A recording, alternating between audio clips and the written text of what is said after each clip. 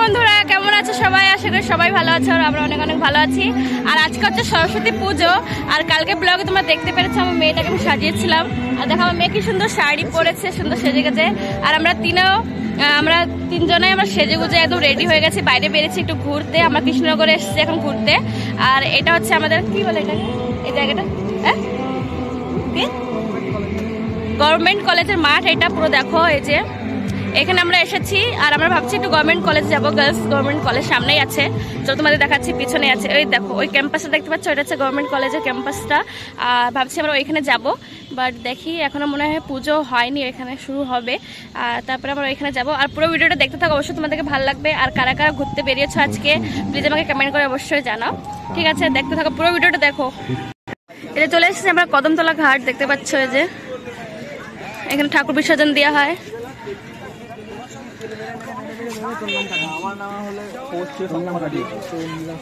সুন্দরভাবে এখানে সাজানো হয়েছে, সুন্দর ব্যবস্থা করেছে, পার্ক বানানো হয়েছে।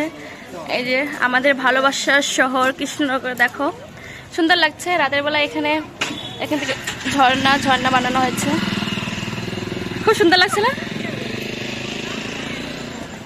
দারুণ লাগছে। সোনা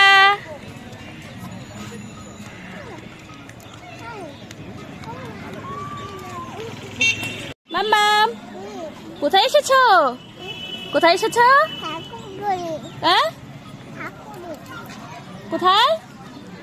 তুমি শাড়ি পরেছো? কে পরে দিয়েছে? দিদি। এখানে কি আছে? এখানে কি আছে?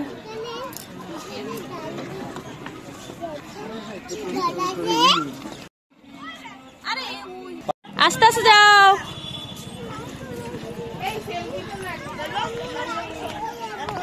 মাছ ধরতে যাও, ওকে নিয়ে যাও মাছ ধরতে যাবে।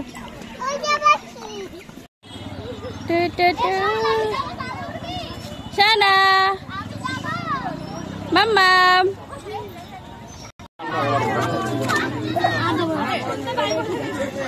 আমি